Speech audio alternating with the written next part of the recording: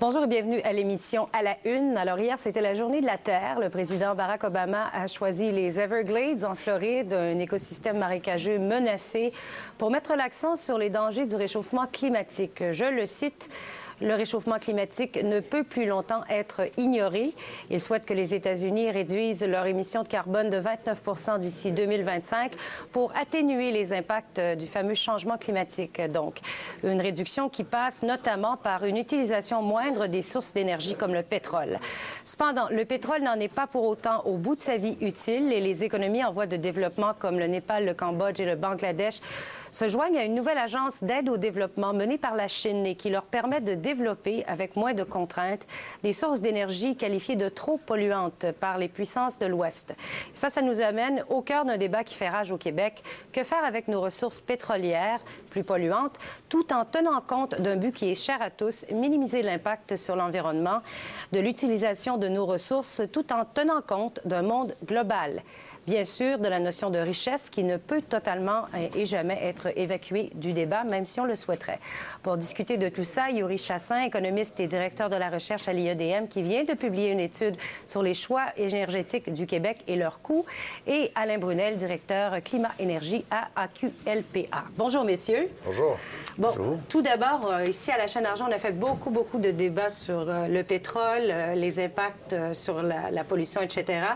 Et juste pour s'assurer que quelque chose, en fait, qu'on a tous en commun quelque chose au départ. Tout le monde veut polluer le moins possible. On est d'accord tous les deux, tout le monde.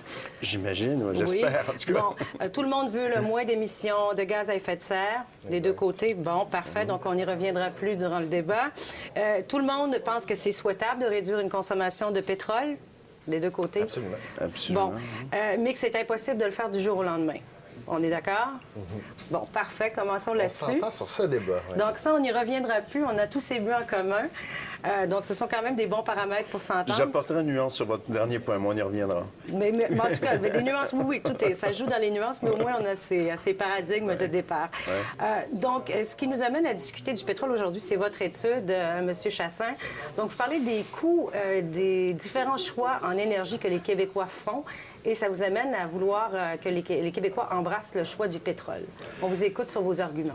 Bien, essentiellement, effectivement, le pétrole, c'est une des composantes. Parce que ce qu'on se rend compte, c'est qu'il y a différentes décisions en matière énergétique qui se sont prises au Québec et qui, étonnamment, parce que le Québec est vraiment, une puissance énergétique importante. On produit énormément d'hydroélectricité, une énergie propre, renouvelable. On a des capacités et des ressources assez incroyables, mais on se retrouve un peu dans la position du cordonnier mal chaussé, où on a pris des mauvaises décisions pour nous-mêmes. Alors, ce qu'on voit, c'est que sur le plan économique, on a décidé de subventionner une énergie qui n'est pas rentable, comme l'énergie éolienne, à environ 700 millions de dollars par année. On a choisi de subventionner l'achat de véhicules électriques qui diminuent très peu les émissions de gaz à effet de serre. C'est pas du tout efficace comme moyen environnemental, alors que ça nous coûte de l'argent. Et on renonce, en quelque sorte, à des revenus pour le gouvernement de près de 1 milliard de dollars par année en redevances pétrolières si on fait le choix de ne pas développer les ressources qu'on a. Évidemment, c'est encore un potentiel, mais c'est intéressant. Et tout ça, c'est 1,7 milliard de dollars à chaque année. Donc, c'est considérable et je crois que c'est important pour le Québec d'en être informé pour que la population le sache, notamment dans le cadre du gouvernement qui fait des consultations en ce moment pour une nouvelle politique énergétique. Alors, le pétrole, c'est une ressource, c'est une ressource qu'on consomme. Et à côté de la consommation, on peut s'entendre, entre autres, sur la réduction de la consommation qui est intéressante. Par contre, la production, c'est une autre question complètement. On peut même ne pas en consommer du tout, mais en produire et l'exporter. Ça nous enrichit et c'est intéressant de le faire au Québec plutôt que d'importer, par exemple, du pétrole du Maghreb, d'Afrique, même d'Angleterre, et notamment d'endroits où la réglementation environnementale est peut-être moins forte que celle que nous, on pourrait fixer ici. Monsieur Brunel, vous pensez qu'il ne faut absolument pas toucher à ces réserves pétrolières qu'il y a au Québec et on les laisse là? Absolument. Écoutez, toutes les organisations internationales, à commencer par l'Agence internationale de l'énergie, mais aussi les experts du climat du GIEC nous disent qu'il faut qu'on laisse les 3/4, au minimum les 3/4 des réserves fossiles qui sont prouvées actuellement, qu'on les laisse dans le sol, si on veut avoir une chance de limiter la hausse du thermomètre à 2 degrés, qui est un seuil déjà considéré dangereux. Idéalement, il faudrait qu'on limite à 1,5 degré. Et là, on est déjà parti pour dépasser les 2 degrés avec la tendance actuelle. Donc, si on continue à exploiter les ressources fossiles qui sont extrêmes, ce que j'appelle extrêmes, c'est-à-dire qui coûtent cher à exploiter. Anticosti, c'est très loin. Il y a des études indépendantes de l'ingénieur, par exemple, géologue Marc Durand, qui a estimé que ça coûterait 10 millions par puits. Il faudrait en creuser 12 à 15 000 pour exploiter tout le pour extraire tout le potentiel énergétique d'Anticosti. Bien, c'est des sommes énormes et on n'a pas comptabilisé là-dedans les coûts environnementaux. Parce que dans l'étude de M. Chassin, de l'IEDM, on compare un petit peu des investissements dans des énergies d'avenir, l'éolien, l'électrification des transports, avec des redevances d'investissement dans une énergie du passé, justement, et dont on ne calcule pas les coûts. Donc, on fait une analyse à très courte vue, à mon avis, des coûts et avantages de chacune des énergies.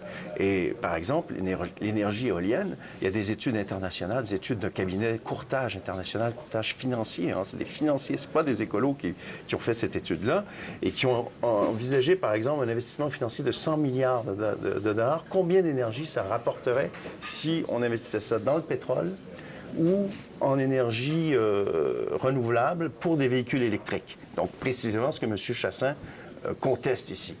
Et ce cabinet-là, c'est Kepler-Chevreux, hein, pour le nommer, et vous pouvez d'ailleurs avoir un résumé de cette étude-là sur notre site, aqlpa.com, où j'ai fait une recension de cette étude-là qui montre très bien que avec un baril de pétrole à 50 $ le baril, comme le coût à peu près actuel, bien, l'énergie éolienne terrestre rapporterait en énergie nette plus d'énergie que l'investissement dans le pétrole. Sans subvention. Même sans subvention, absolument. C'est ça qui est même sans intéressant, subvention. Les gouvernements le subventionnent parce que ce n'est pas rentable. Alors évidemment, s'il y a des gens qui pensent que ça peut être très rentable, moi, je les encourage à faire les choix qui leur semblent bons. Mais M. Chassin, vous savez très bien que l'énergie éolienne, il y a eu un coup d'entrée dans cette énergie-là. On a développé une nouvelle industrie au Québec. On a développé aussi l'économie d'une région qui est quand même défavorisée et qui méritait, je dirais, qu'on investisse un supplément d'argent dans cette région. C'était requis d'ailleurs par les élus de cette région-là depuis longtemps. Et donc, c'est quand même, je dirais, il y a eu un coût supplémentaire, c'est vrai, mais c'est quand même avec des retours sur investissement qui sont extrêmement intéressants, à la fois aussi en termes d'énergie propre. On parle vraiment sur le plan économique. Les éoliennes, on investit beaucoup d'argent, donc c'est des subventions indirectes de l'ordre de 700 millions de dollars à chaque année pour, effectivement, créer des emplois, particulièrement en Gaspésie, et pour fournir de l'électricité. Par contre, c'est de l'électricité qu'on achète à plus fort prix que celui à laquelle on le vend. Donc, c'est pas du tout économiquement rentable. Évidemment, la comparaison, c'est qu'au Québec, on est bien doté. Hein? On a une énergie à très bas coût avec beaucoup de grands barrages hydroélectriques qui n'ont pas d'impact environnementaux plus importants que l'éolien.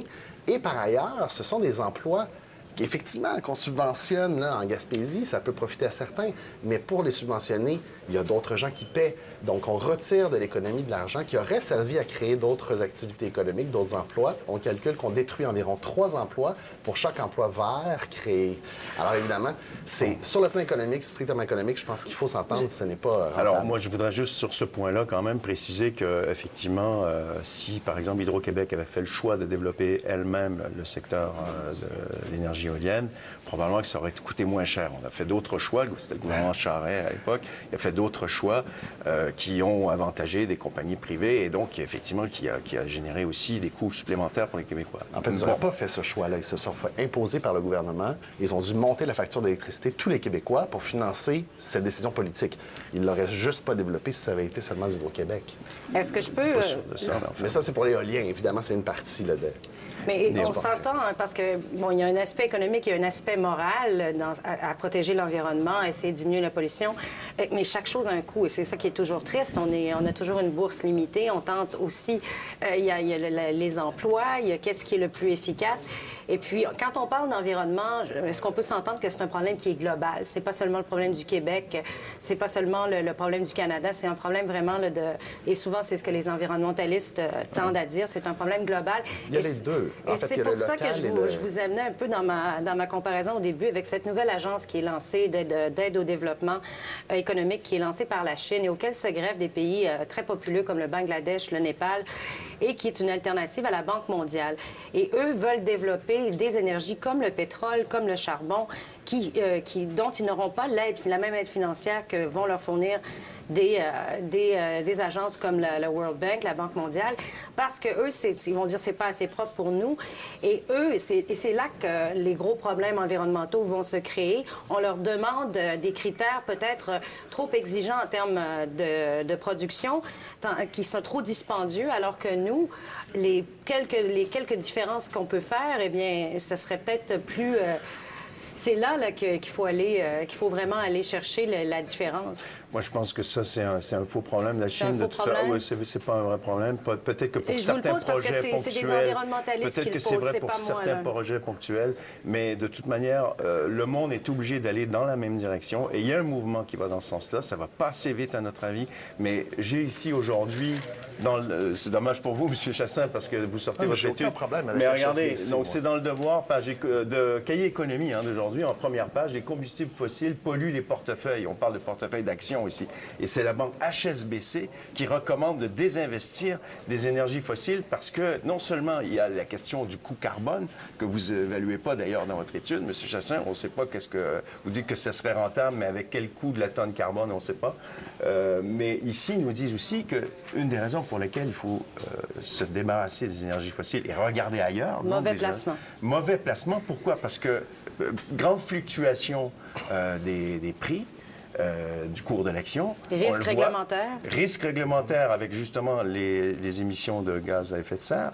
Mais non seulement ça, c'est qu'aujourd'hui, les énergies renouvelables, éoliens, terrestres, éoliens marins, solaires deviennent de plus en plus compétitives et les véhicules électriques vont aussi coûter de moins en moins cher et seront de plus en plus abordables. Et les gens vont se rendre compte qu'effectivement, c'est dans leur avantage économique de changer pour les énergies renouvelables, l'énergie électrique et des véhicules électriques.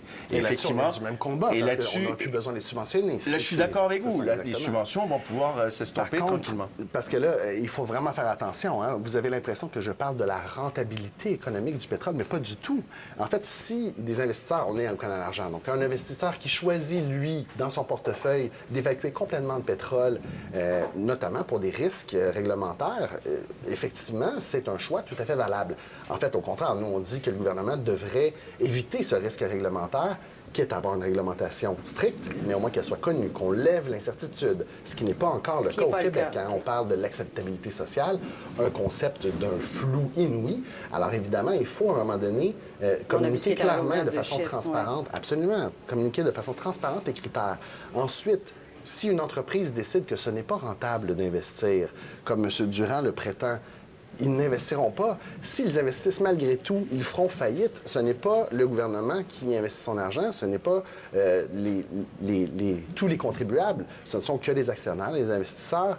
Et ça, c'est une décision qui leur appartient. Par contre, la décision qui nous appartient collectivement et que le gouvernement fait en ce moment, c'est finalement, avec toutes sortes d'irritants réglementaires, d'éviter un développement dont les redevances nous serviraient. Alors, évidemment, sur un budget total dans les finances publiques d'environ 90 milliards de dollars pour le gouvernement du Québec, d'ajouter environ 1 milliard, ça ne change pas complètement la donne, mais c'est de l'argent de plus. Et je pense que c'est un exercice fort intéressant à faire que d'aller chercher cet argent-là.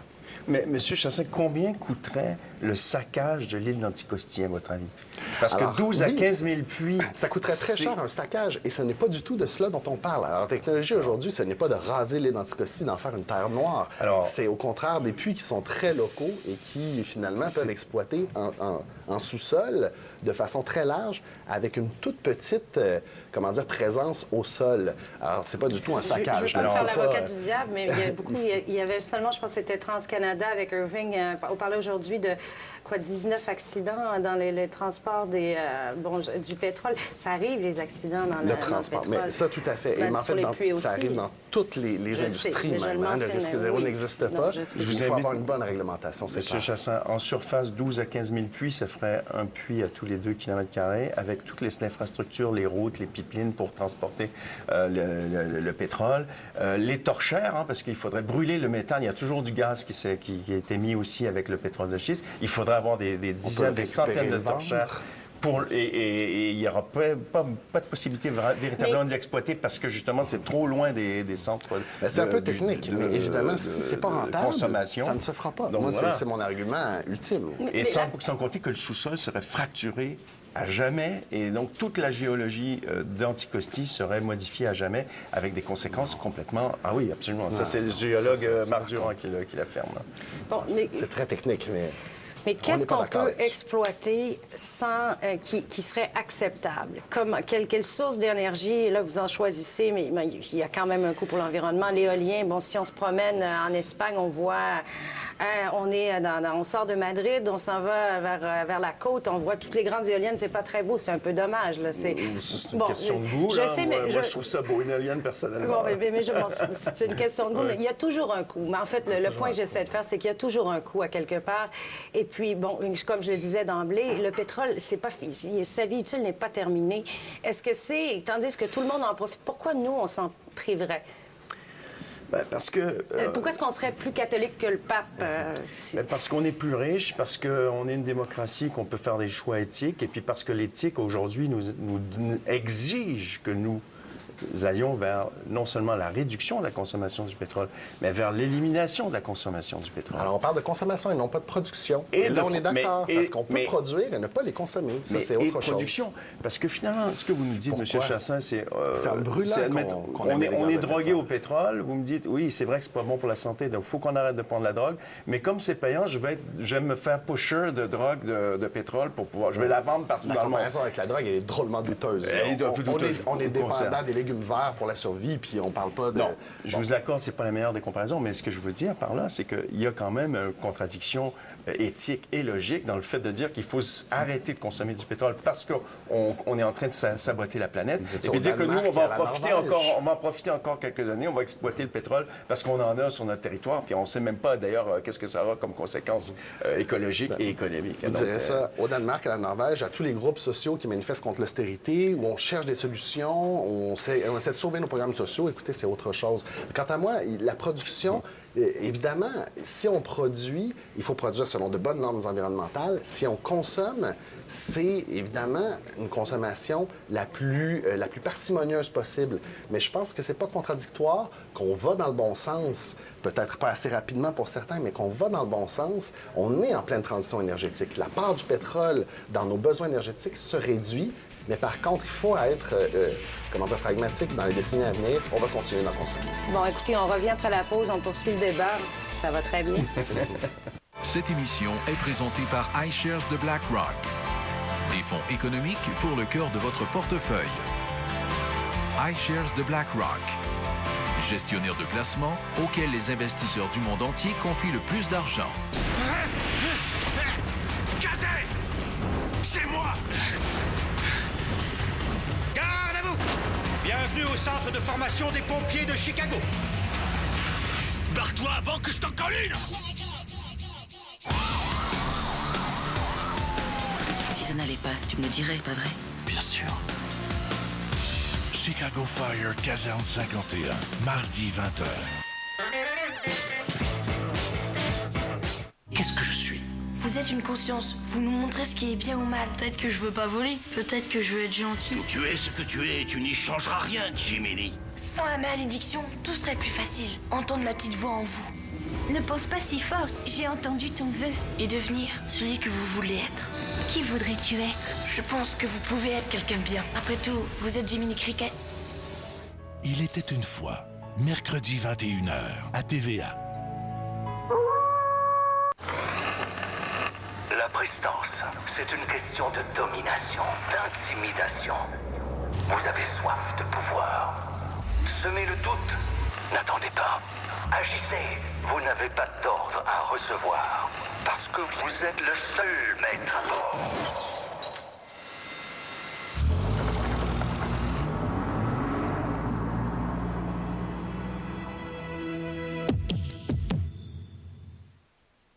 Ne te méprends pas sur ce qui s'est passé cette nuit. On a une relation strictement professionnelle. J'aime quand c'est moi qui domine. Tu n'étais rien de plus qu'une mère porteuse pour Harris. Tu n'étais pas digne d'être sa femme. Je te donne 1 mois pour trouver ce pétrole. Vous savez comme moi que les riches ne vont pas en prison. Ce sont ceux qui doivent nettoyer après eux qui y vont. Il fallait que tu payes. Et vu la tête que tu fais en ce moment, j'ai réussi. Dallas aujourd'hui, mercredi 20h. Une présentation de Génacol Optimum. Un symbole. Un emblème qui regroupe les plus grands hockeyeurs au monde. Les plus grandes vedettes. Notre plus grande fierté. Les plus grands héros pour les 12 prochaines années.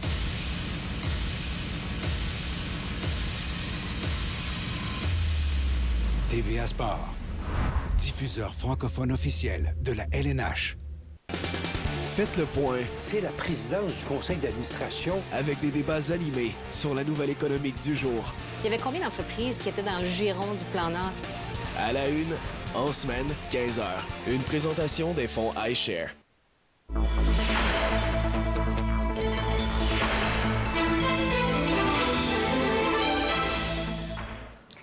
Nous revenons à la une, un débat sur les choix énergétiques du Québec. D'un côté, on favoriserait l'exploitation du pétrole, celui qu'on trouve à Anticosti. De l'autre, on nous dit non, on ne doit pas y toucher. Mes deux invités se disputent gentiment et poliment depuis une vingtaine de minutes et c'est très agréable. Donc, quand c'est bien fait, c'est toujours agréable. Vous vouliez parler, messieurs, du coût métrique du carbone, c'est ça? C'est-à-dire que moi, dans l'étude de M. Chassin, j'ai pas vu l'annexe technique. Quand je dois dire, elle a été mise en ligne il y a très peu de temps, là, donc j'ai pas eu le temps de la lire, mais j'ai pas vu dans le résumé de cette étude-là l'évaluation du coût carbone de l'exploitation du pétrole à Anticosti ou ailleurs d'ailleurs au Québec. Or, c'est clair que ça dégagerait davantage de gaz à effet de serre, que ça serait soumis à la bourse carbone du Québec, et donc que ça ferait en sorte, comme il y aurait plus de gaz à effet de serre, ça ferait en sorte de pousser à la hausse le prix de la tonne carbone. Et ça va avoir quoi comme conséquence? Ça va avoir comme conséquence que le prix de l'essence pour tous les Québécois va augmenter parce qu'on va vouloir exploiter le pétrole Anticosti. Alors évidemment, vous me direz, bien, ça va aller dans le sens d'une pression à la diminution de la consommation, c'est vrai, mais en même temps, pour revenir à votre argument tout à l'heure, c'est tous les Québécois qui subventionneraient de cette manière-là l'exploitation du pétrole à Anticosti. Donc, évidemment, ce serait complètement inacceptable. Et d'autant plus que le coût de la tonne carbone, aujourd'hui, la dernière enchère de la bourse carbone, c'était 15 $ en février 2015. 15 $ la tonne. Et c'est un prix qui est quand même sous-évalué. La plupart des experts disent que le coût social de la tonne carbone devrait être autour de 100 $ la tonne pour, je dirais, intégrer l'ensemble des coûts, des externalités négatives économiques en matière d'environnement, de coûts pour la santé, etc., de la pollution de l'air. Donc, on est loin du compte aujourd'hui. Alors, c'est un bon placement. On devrait s'acheter des tonnes carbone et on va les revendre à 100 $ dans quelques années. Évidemment, c'est difficile d'évaluer le coût du carbone, notamment parce que les façons de l'éviter, il y en a différentes. D'abord, il y a des industries qui ont des projets pour réduire leurs émissions à relativement bon prix.